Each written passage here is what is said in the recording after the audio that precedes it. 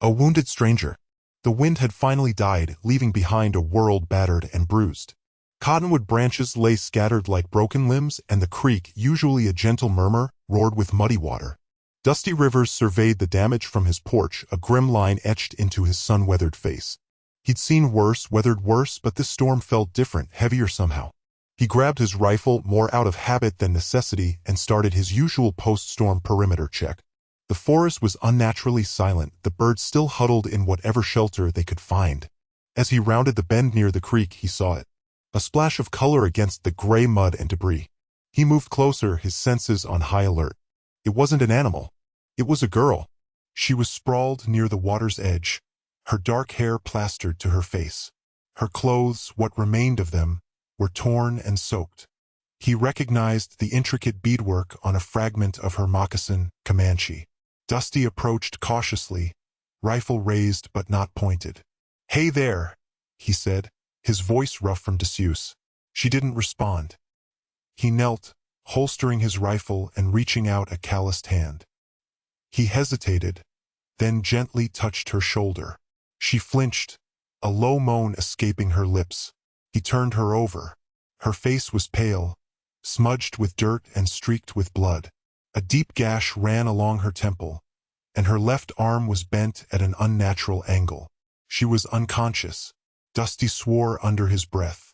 He didn't need this, didn't want it, but he couldn't leave her to die. He carefully scooped her up in his arms. She was light, too light. Her skin was cold against his.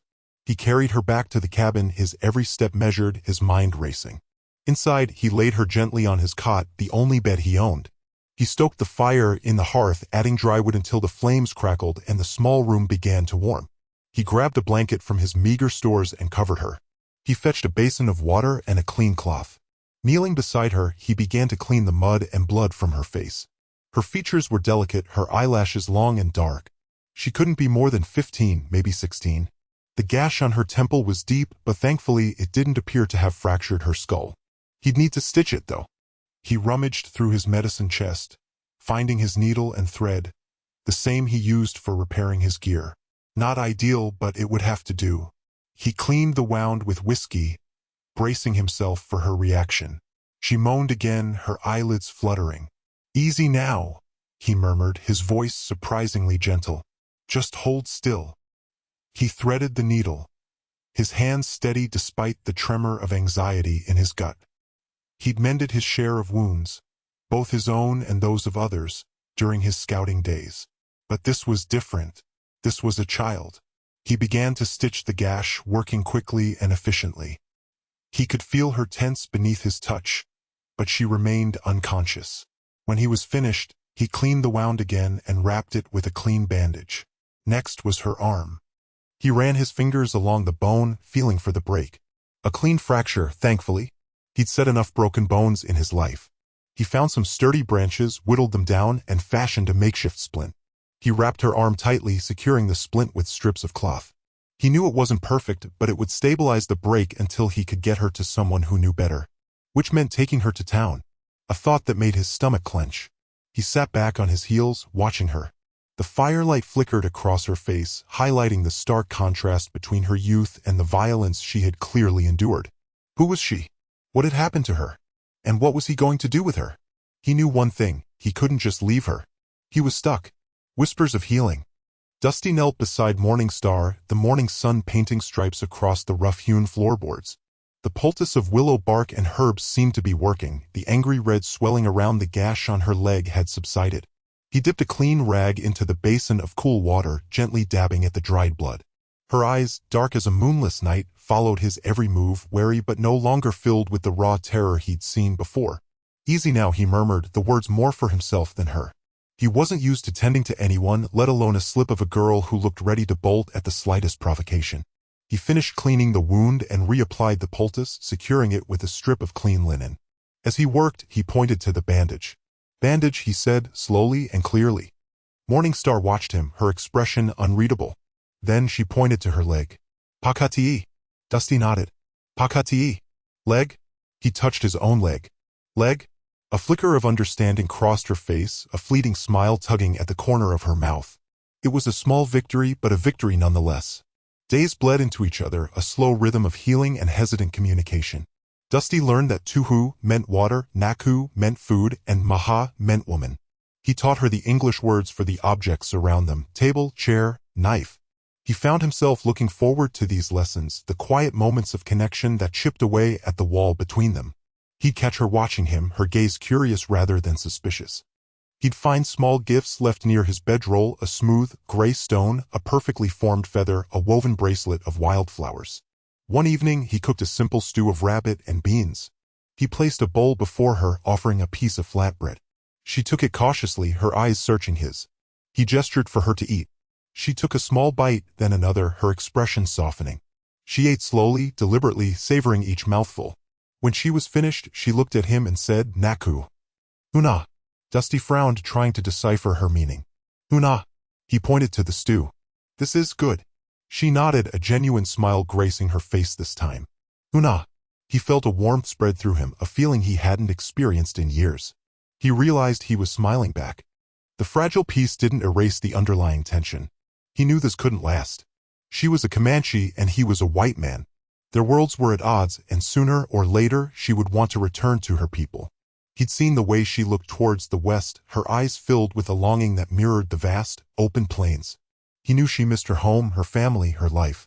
One morning, he found her standing by the window, staring out at the horizon. The bandage on her leg was gone, the wound healed. She turned as he approached, her eyes filled with a quiet determination. "Morning Star, go," she said, her voice stronger than he'd heard it before. "Go home." Dusty felt a pang of something he couldn't quite name. He knew this was coming, but it didn't make it any easier. "You're well enough?" he asked, his voice rough. She nodded. "Strong." She touched his arm, a brief, fleeting gesture. "Thank you, Dusty Rivers." He looked into her eyes, searching for any sign of fear, of hesitation. He saw only resolve. "Safe journey," he said, stepping back. He knew he couldn't stop her. He wouldn't. She turned and walked towards the door, her silhouette framed against the rising sun.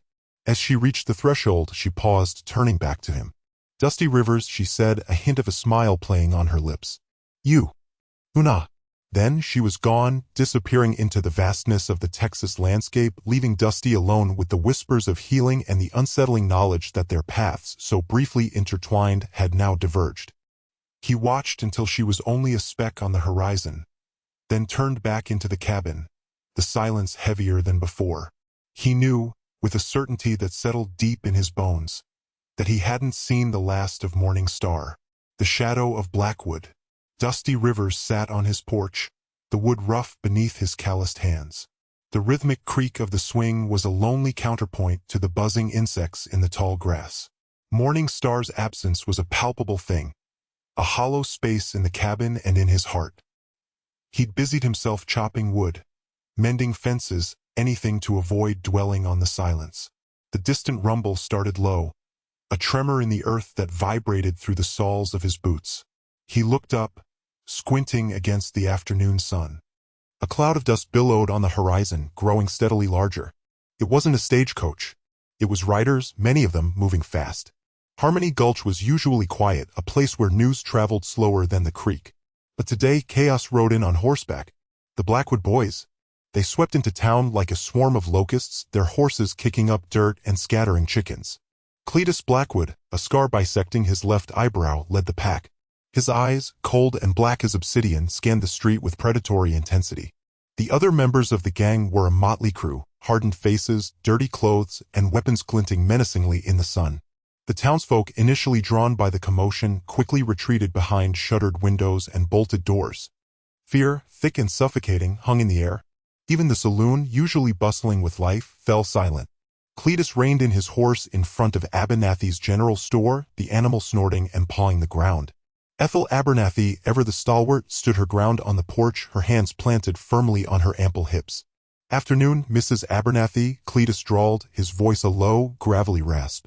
"Fine establishment you got here." Ethel didn't flinch. "What business brings you Blackwood boys to Harmony Gulch?"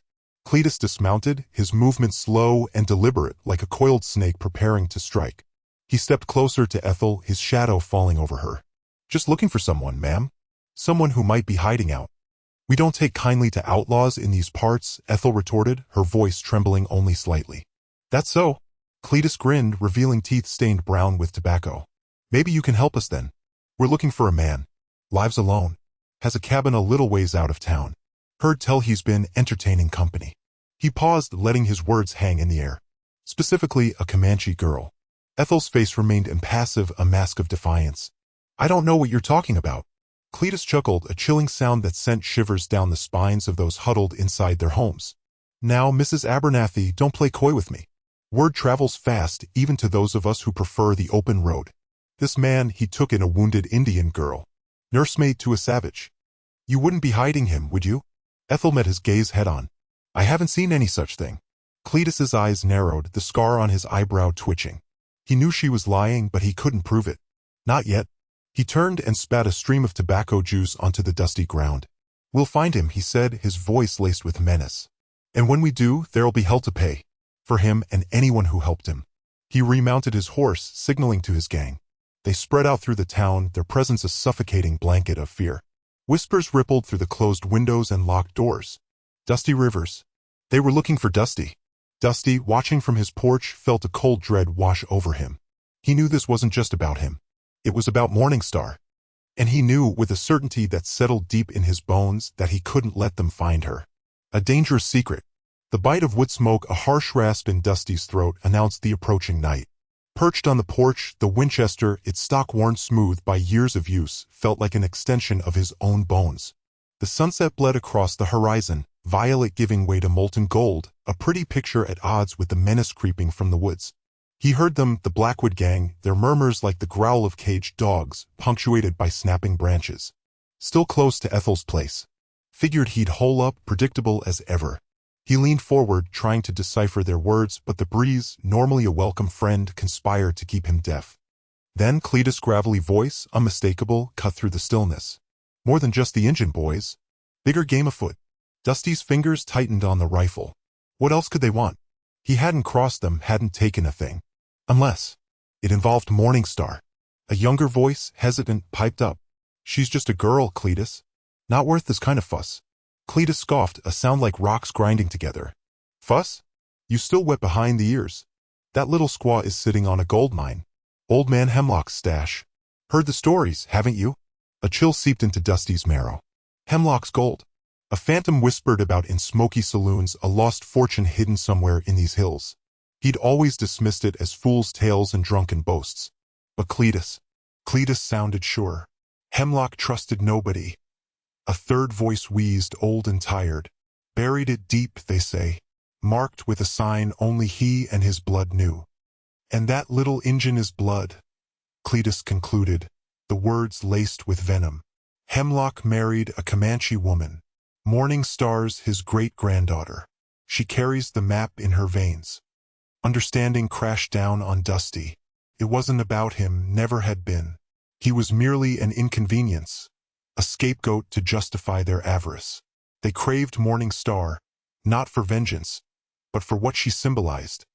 The key to unimaginable wealth. A hollow ache opened in his stomach. He'd believed he was shielding her from their animosity, but he'd underestimated their bottomless greed. He rose, the porch planks protesting beneath his weight. Darkness was deepening, painting the yard with long, skeletal shadows. He had to reach her, warn her. But how to breach their blockade? They stood between him and the cabin, a wall of malice and raw hunger. His gaze flickered to the rear of the house, to the tangled undergrowth bordering the creek. A desperate gamble, a treacherous detour that could expose him, but also his only path. He slipped inside, the house's familiar size and creaks amplified in the quiet. He retrieved his knife, its bone handle molded to his hand, and secured it to his thigh. He carefully loaded a second rifle, placing it near the back exit. His eyes paused on a small, intricately made basket Morningstar had gifted him. A wave of guilt washed over him. He dragged this danger to her doorstep, plunged her into a maelstrom of violence she didn't deserve. He breathed a silent vow etched against the encroaching darkness. He wouldn't let them touch her. He would defend her even if it meant his life. He slipped through the back door, dissolving into the shadows, accompanied only by the whisper of leaves. The air hung thick with the fragrance of pine and damp soil. He could hear the Blackwood boys drawing closer, their voices rising, tinged with impatience. He paused at the edge of the woods, his pulse hammering in his ears. He had to be clever. He couldn't just charge in, guns blazing. He needed a plan, a tactic. He needed to use their greed as a weapon. He inhaled deeply, drawing the cool night air into his lungs. The hunt was on. And this time he was both the prey and the hunter. Cabin under siege. The porch swing groaned a mournful cadence, each creak a tiny hammer blow against Dusty's resolve. Morning Star's off-key warble drifted from within, a counterpoint to the dread curdling in his stomach. He kept his silence, unwilling to dim the innocent light in her eyes a moment sooner. But the premonition was a cold stone lodged deep. The Blackwood boys were on their way. Tension hung in the air, thick as swamp gas, raising goose flesh on his arms. The setting sun, a brand fading in the western sky, stretched the pines into clawing fingers across the valley floor, painting the scene in somber shades of plum and fading crimson, an ominous tableau. He ran a hand over his rifle, the cool steel a stark contrast to the imagined warmth of Morning Star's wildflower posies. A dry snap of a twig, then another. The ensuing hush roared in his ears. He pushed himself upright, his joints popping a discordant tune. Reaching the porch edge, he scanned the encroaching woods. They materialized from the trees like phantoms given substance. Cletus Blackwood led the procession, his face a granite mask of purpose. The rest of his pack spread out behind, encircling the cabin with practiced menace. 7 in total, including Cletus. 7 against 1, as always. Rivers. Blackwood's voice, gravelly and sharp, tore through the twilight. Bring out the girl. We know she's inside. Dusty stood firm, the rifle resting easy in his grip, yet ready to unleash. She has nothing you need, Blackwood. A mirthless rasp escaped Blackwood's throat. Spare us the theatrics, Rivers. We're wise to Hemlock's cache. And your little songbird holds the map. Hand her over and maybe, just maybe, you get to draw another breath. Gold, Dusty countered, feigning ignorance, his pulse hammering a frantic rhythm. Know nothing about any gold. Liar, Blackwood spat, the glob landing inches from Dusty's worn boots. We're done with games. Easy or hard, she's coming with us. Dusty understood that words were futile here, bouncing harmlessly off hardened hearts. He glanced at the cabin's shadowed doorway, picturing Morning Star, still lost in her floral symphony. Protection was his only path. You won't touch her, Dusty declared, his tone a low growl. You want her, you come through me. Blackwood's gaze narrowed to glittering slits in the dying light. He nodded curtly at his men. Have it your way, Rivers. The first shot cracked, annihilating the quiet. Splintered wood erupted as Dusty dove behind a pillar. The Blackwood boys opened fire, a tempest of lead tearing through the thin walls of the cabin. A shriek pierced the dim Morning Star. Dusty returned fire, deliberate and precise. One of the attackers staggered, clutching a bleeding arm. Another scrambled for cover behind the massive oak. Acrid smoke mingled with the thunder of gunfire. He chanced to peek toward the cabin. Wisps of smoke billowed from beneath the eaves. They intended to burn them out. Morning Star had to escape. He jammed fresh cartridges into his rifle. Diversion was his sole option, a window for her to flee. Drawing a long breath, he emerged from cover, unleashing a furious barrage. The volley was answered with renewed fury, each bullet a fiery kiss of death. A jolt of pain in his shoulder. Ignoring it, he focused on the task. Morning Star, he bellowed, his voice rasped rough. Back door. Run. Rumors and fear. The reek of charred timber still clung to Harmony Gulch, a grim reminder of the previous night's terror.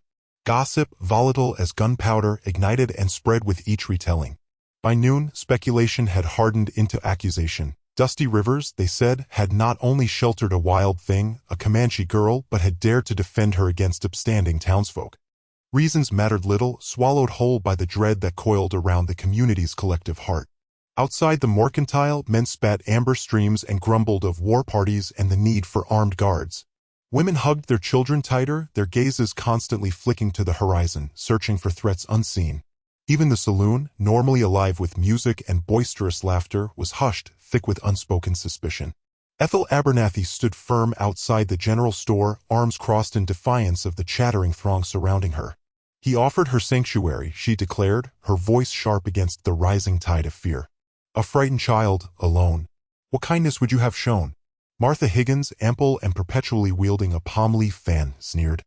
Wolves are one thing, Ethel. Savages are entirely different. They're godless heathens. And Dusty Rivers, well, hasn't he always been a bit peculiar? A loner, never taking a wife. He's a decent man, Ethel countered, her cheeks burning with indignation. Always kept his word, always lent a hand. Don't let fear poison your hearts. Fear? Martha's fan snapped shut, a sharp crack in the charged atmosphere. Call it self-preservation, Ethel. He's invited trouble to our very doorstep. Trouble we neither sought nor deserved. Mayor Jedediah Thompson's arrival cut through the escalating tension. He marched down Main Street, his belly leading the way, his face a rigid mask of disapproval. A man who craved dominion, he found the previous night's events an unbearable challenge to his authority. Ladies, gentlemen, he bellowed, his voice silencing the nervous whispers. I understand there is disquiet. Understandable, given the situation. He paused, his gaze sweeping over the assembled townsfolk, lingering on Ethel with a pointed frown. Let me assure you, he continued, his voice dropping into a honeyed cadence, I am treating this matter with the utmost gravity.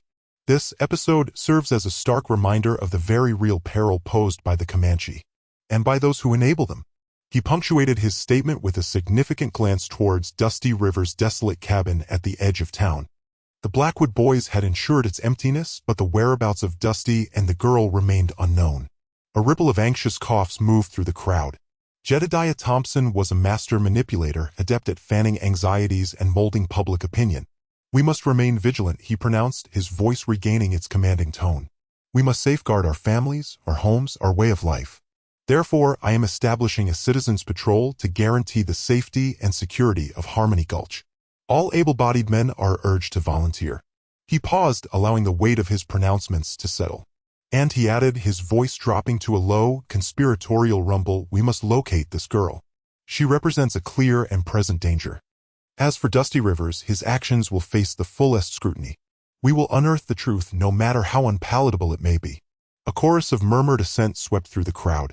Fear, skillfully stoked by the mayor, had taken root and begun to blossom. Ethel Abernathy stood isolated, her face a portrait of frustration and simmering rage, surrounded by whispers of prejudice that stung like a swarm of wasps.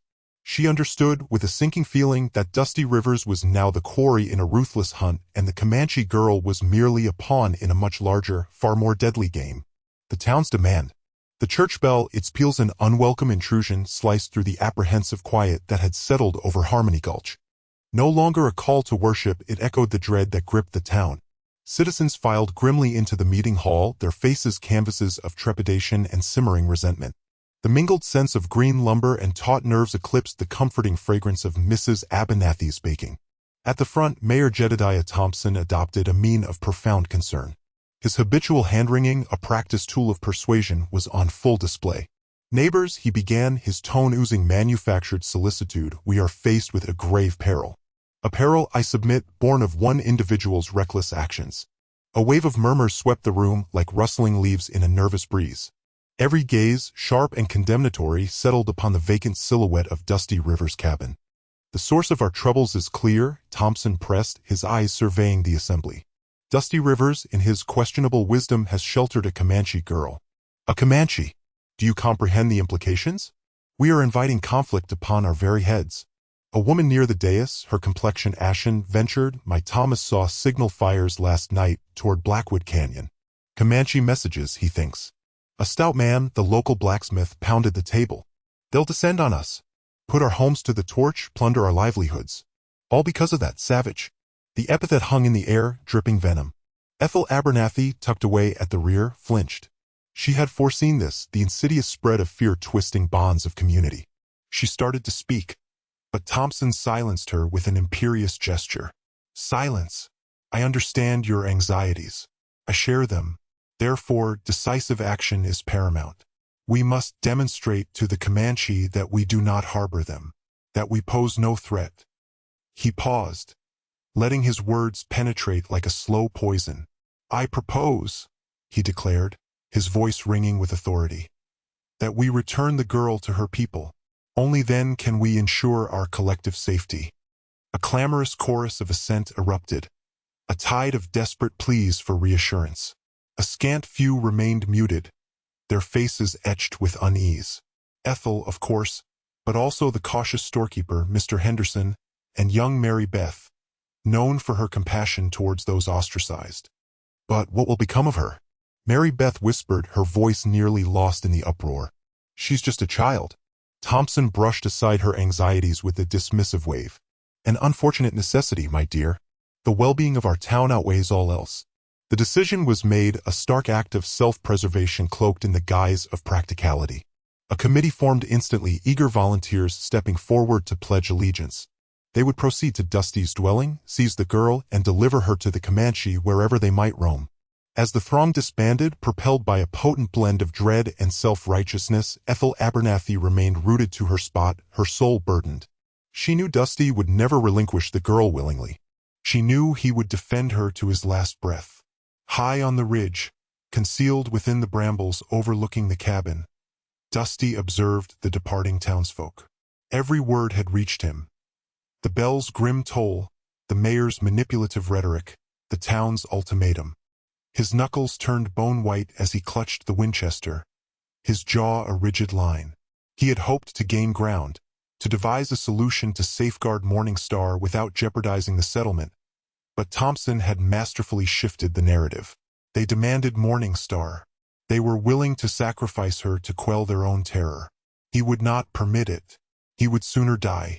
The sun slipped below the horizon, painting long, ominous shadows across the valley floor. The air turned frigid, the silence broken only by the desolate wail of a distant coyote. Dusty understood his course. He had to spirit Morningstar away from Harmony Gulch, this very night, before the committee came calling, before their collective fear consumed them all. Terrible proposal. The air in the town hall hung thick with cigar smoke and the stench of unwashed bodies. Dusty stood before the hastily assembled council, Morningstar a small, silent shadow at his side. Lantern light flickered across faces etched with a mixture of fear and indignation. He could feel the collective weight of their gaze, heavy and accusatory. Mayor Thompson cleared his throat, the sound amplified in the stifling silence. He steepled his fingers, his gaze fixed on Morningstar. Rivers, he began, his voice betraying a tremor Dusty hadn't heard before. We've considered the implications of your hospitality. He paused, searching for the right words or perhaps gauging the crowd's reaction. Dusty's hand tightened protectively on Morningstar's shoulder. Get to the point, Thompson. The mayor's jowls quivered. The situation is delicate. We cannot risk a Comanche war party descending upon Harmony Gulch. But neither can we tolerate impropriety. He looked pointedly at Dusty, then at Morningstar. We need a solution. A permanent solution. A murmur rippled through the crowd. Ethel Abernathy, her face pale but resolute, pushed her way to the front. Jedediah, what are you suggesting? Thompson ignored her, his gaze unwavering. Rivers, he said, his voice regaining its usual authority, there is one unavoidable course of action. For the safety of this town and to prevent misunderstandings with the Comanche, you must marry the girl. The words hung in the air like a death sentence.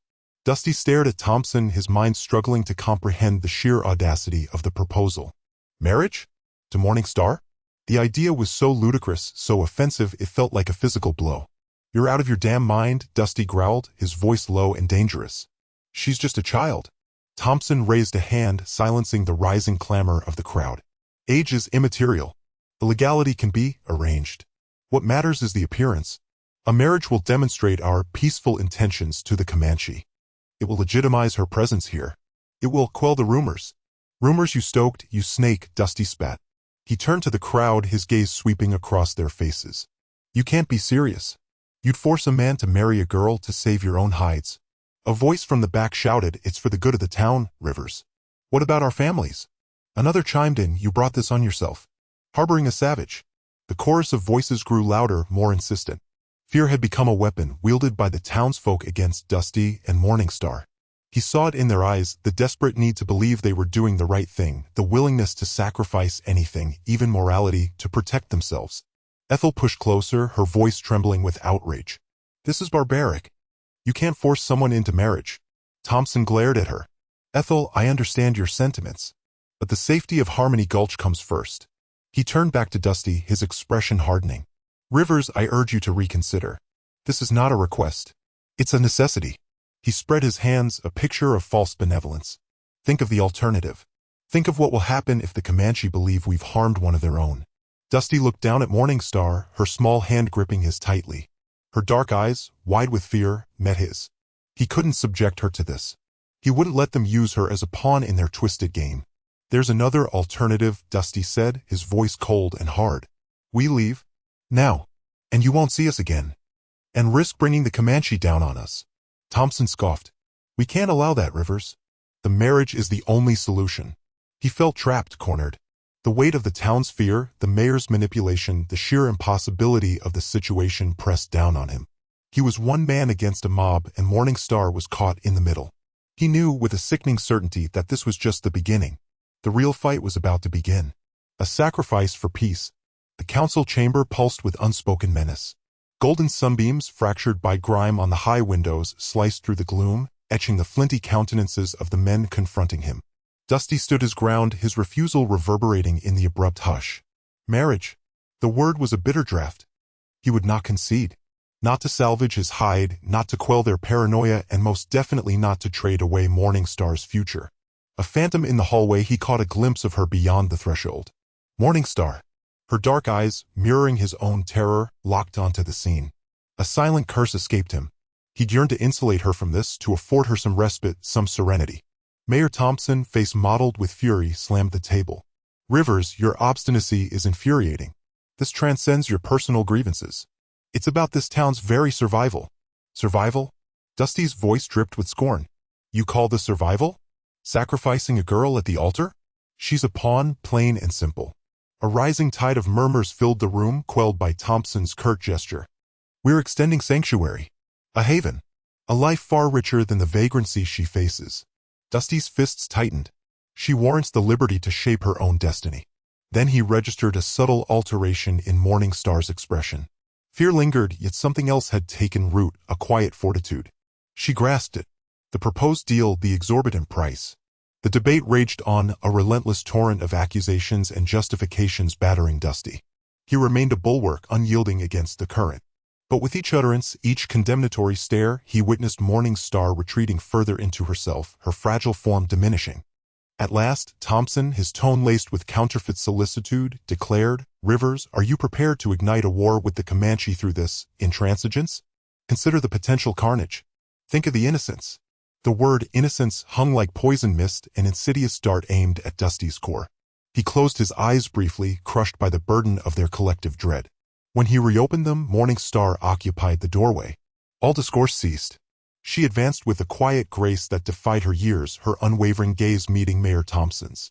The silence stretched, thick and oppressive. She spoke, her voice barely audible yet distinct enough to reach every man present. The Comanche phrases, though foreign to most, resonated with a profound sorrow and surrender that transcended language. Ethel Abernathy, positioned at the periphery of the throng, gasped softly. Dusty divined the meaning even without comprehending the particulars. Thompson, smugness creeping across his features, nodded slowly. You see, Rivers? Even she recognizes the exigency of this resolution. Dusty turned toward Morning Star, his heart aching with empathy. No, he rasped, his voice raw. You don't have to endure this. Their gazes locked, her eyes brimming with unspeakable anguish. She shook her head, a minute almost imperceptible motion. Then, in faltering English, she uttered the words that extinguished the final embers of his resistance. For peace, she breathed. For you. The phrase lingered, a crushing, suffocating pall. Dusty felt the color leach from his face. She was immolating herself, relinquishing her own autonomy to safeguard him, to protect the township. He had betrayed her. Utterly. Thompson, seizing his advantage, clapped his hands together with decisive finality. Well, that's settled then. The ceremony shall proceed tomorrow. Rivers, I expect your full cooperation. Dusty regarded Morning Star, his mind in turmoil. He wanted to explode in fury, to resist, to shatter the walls of the stifling place. But he knew with a bone-chilling certainty that any defiance would only exacerbate her plight. She had charted her course, a decision spawned from fear and desperation, and he was impotent to intervene. He was ensnared. They both were. And all for the sake of a fragile peace erected upon a foundation of deceit and prejudice. A somber union. The wedding dawned gray, mirroring the spirit of the town. A weak sun struggled to pierce the heavy clouds, casting long, distorted shadows across the hastily erected platform in the town square. Bunting, usually a symbol of celebration, hung limp and lifeless, its colors muted by the oppressive atmosphere. Dusty stood stiffly beside Morningstar, his jaw clenched so tight his teeth ached. He wore the suit Ethel had insisted upon, a dark, ill-fitting thing that felt like a shroud. His gaze, usually soft and observant, was now hard, a flinty defiance aimed squarely at Mayor Thompson, who puffed out his chest like a poisoned toad as he surveyed the assembled townsfolk. Morningstar was a ghost of her former self. The vibrant spark that had once danced in her eyes was extinguished, replaced by a hollow resignation that twisted Dusty's gut. She wore a dress of simple white cotton borrowed from Mrs. Henderson, the seamstress.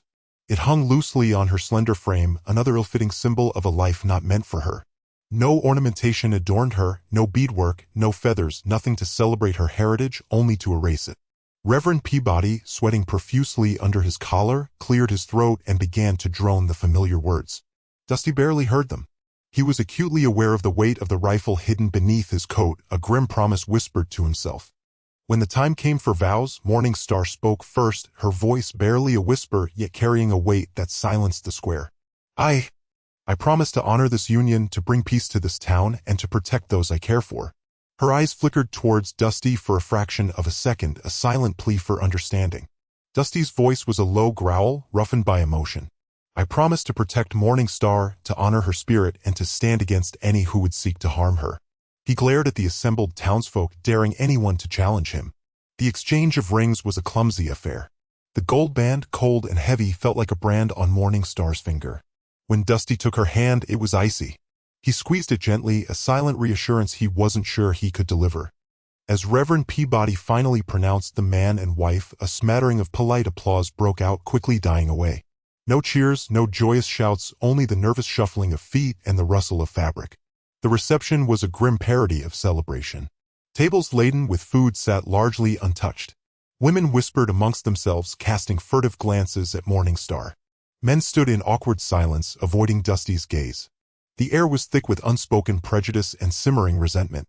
Mayor Thompson, ever the opportunist, made a short, self-congratulatory speech, praising the town's unity and the promise of a peaceful future. Dusty tuned him out, his focus solely on Morningstar. She sat silently at a table, picking at a piece of cake. Her eyes were fixed on something unseen, far beyond the confines of the town square. Ethel Abernathy approached Dusty, her face etched with concern. Dusty, she said softly, this isn't right. Tell me something I don't know, Ethel, he replied, his voice tight. You both deserve better. This whole town has lost its mind. She glanced towards Morningstar, her expression filled with empathy. She's sacrificing everything. Dusty nodded grimly. I know. And I won't let it be in vain. He reached into his pocket, his fingers brushing against the cold steel of his rifle. The somber union had sealed more than just a marriage, it had sealed a promise to protect Morningstar no matter the cost. Divided home. The cabin felt vast suddenly. Not in size, the rough-hewn logs hadn't shifted an inch, but in the space that yawned between them. Dusty sat on the edge of the bed, the one they now ostensibly shared, though a rolled-up blanket served as an invisible wall. He stared at his boots, the leather scuffed and worn, each mark a memory easier to stomach than the silence that pressed down on him. Morningstar was by the hearth, tending the fire with a focus that bordered on ferocity. The flames danced in her dark eyes, reflecting the turmoil he knew she hid beneath a veneer of stoicism. He hadn't seen her wear the dress again, the one the women of the town had thrust upon her. She'd changed back into her buckskins as soon as the last of the self-righteous townsfolk had cleared out. He cleared his throat, the sound echoing unnaturally loud in the strained quiet. Morningstar, she didn't look up. I will prepare supper. Her voice was flat, devoid of the warmth that had once been a constant comfort. Dusty sighed. Supper. Another meal eaten in silence, another ritual performed under the crushing weight of obligation. He rose and moved to the window, tracing the outline of a warped pane of glass with his finger. The sky was bleeding into twilight, painting the horizon in shades of bruised purple and angry orange. He remembered a time not so long ago when they would have stood side by side watching the sunset, sharing stories, her laughter like wind chimes in the still air. The fence needs mending, he said, the words feeling clumsy and inadequate. Tomorrow, I'll see to it. It does not matter. Each syllable was a tiny sting. He knew she didn't mean to wound him, not exactly. But the truth in her words cut deeper than any blade. Nothing mattered. Not the broken fence, not the shared meals, not even the fragile bond they had forged in the wilderness. He turned from the window, his gaze settling on the rifle hidden beneath a loose floorboard. A promise whispered to himself, a shield against a future he didn't want to contemplate. Morningstar placed 2 bowls on the small table filled with beans and a chunk of stale bread. The aroma, usually comforting, felt hollow tonight. She sat back straight, eyes downcast. Dusty joined her, picking at the food without appetite. Did Mrs. Henderson say anything else?" he asked, forcing the words out. Morningstar finally looked up, her expression unreadable. "She said I must learn to be a proper wife." He clenched his jaw. To hell with Mrs. Henderson. A flicker of something, amusement? Resignation? Crossed her face. That is not possible. She is very loud. Dusty managed a weak smile. It felt foreign on his face. She is that. The silence returned, heavier than before. Dusty pushed his bowl away, the beans untouched. He couldn't eat. Couldn't breathe, almost. He longed for the open plains, the vast emptiness where their connection had been clear, unburdened by the expectations and prejudices of this suffocating town. He stood abruptly. "I'm going outside." He didn't wait for a response, didn't want to see the pity or the anger in her eyes. He stepped out into the cool night air, the darkness a welcome balm. The stars, usually a source of comfort, seemed distant and cold. He walked away from the cabin, away from the divided home, seeking solace in the solitude he had once cherished, now a bitter reminder of what he had lost. He reached the edge of the clearing, the trees a dark, impenetrable wall. He leaned against a rough trunk, the bark digging into his back. He closed his eyes, listening to the rustle of leaves, the hoot of an owl in the distance. He was alone. Utterly, irrevocably alone. Return of the outlaws. The silence in the cabin was a heavy blanket, smothering the crackling fire and the soft rustle of the wind through the trees. Dusty sat sharpening his knife, the rhythmic scrape a counterpoint to the turmoil inside him. Morningstar was at the window, her back to him, a statue carved from shadows and regret. He wanted to reach out, to bridge the chasm that had opened between them, but the words remained trapped in his throat, choked by the bitterness of the town's judgment and the desolate echo of her silence. Suddenly, a twig snapped outside. Dusty's head shot up, his senses instantly alert. It wasn't an animal, the break was too deliberate, too heavy. He moved silently to the window, peering through the gaps in the logs. Shadows danced in the periphery, coalescing into familiar shapes. The Blackwood boys. Cletus Blackwood stepped into the clearing, his face a mask of triumphant malice. "Rivers," he bellowed, his voice thick with liquor and hate. "We're here for the girl. The town's made it clear you ain't got no right to her. And we know about the gold, Rivers. We know all about it." Dusty moved to stand in front of Morningstar, his body a shield. "Get off my land, Blackwood. You ain't welcome here." Cletus laughed, a harsh, grating sound. "Your land? You ain't got nothin', Rivers. Not anymore. Just a squaw and a pile of dirt. Now hand her over and maybe we'll let you live." The other Blackwood boys fanned out, surrounding the cabin. They were armed, emboldened by the town's tacit approval, their faces reflecting Cletus's hunger and greed. Morningstar finally moved, stepping out from behind Dusty. Her face was impassive, her eyes cold and hard. "They want me, Dusty," she said, her voice flat. "Let them have me." "Like hell I will," Dusty growled, his grip tightening on the knife. "This ain't about you, Morningstar. It's about the gold. They think you'll lead them to it." "She will," Cletus sneered. "One way or another." He gestured and 2 of his men advanced. Dusty met them head-on, his knife a blur of motion. He was faster, more skilled, but they were relentless, their numbers a constant threat. He managed to disarm one, sending the man sprawling, but the other pressed forward, forcing Dusty back towards the cabin. Morningstar watched the fight, her expression unchanging.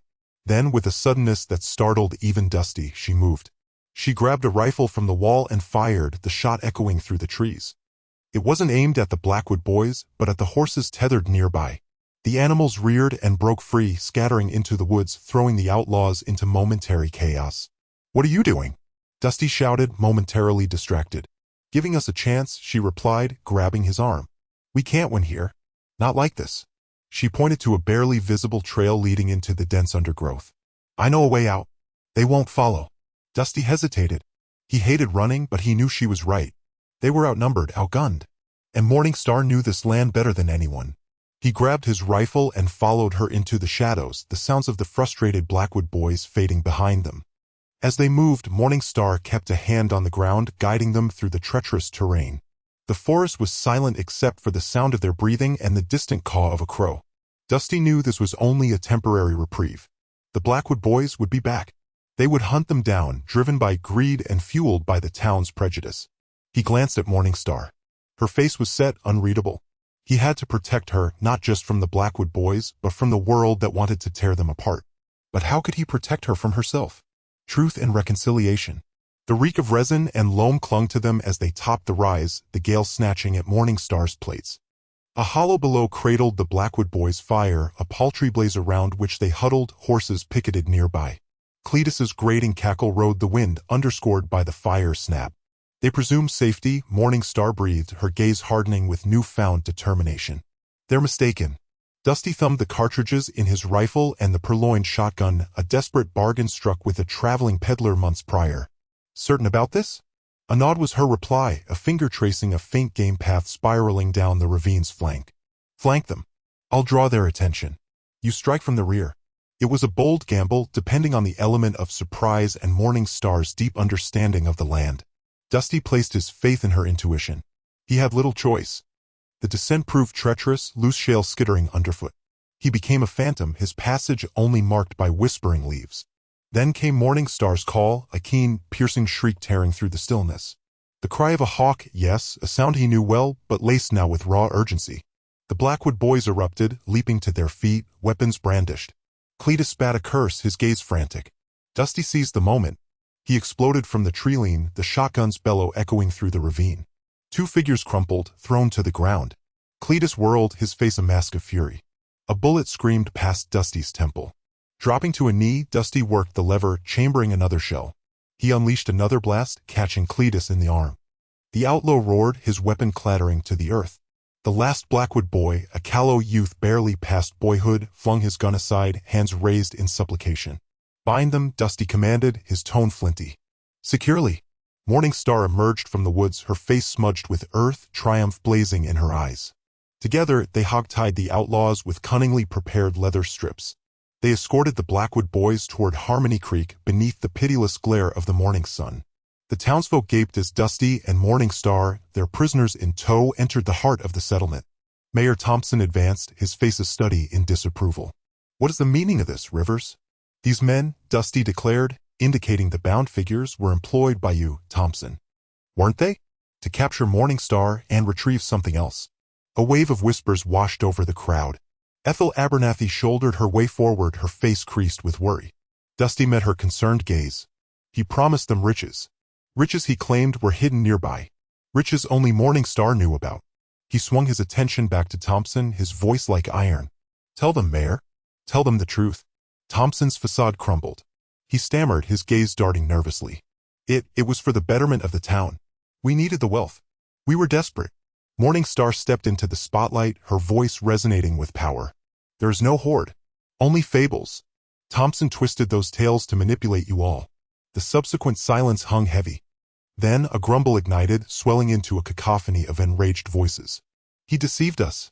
He risked our lives. Ethel Abernathy pressed closer. Jedediah, how could you?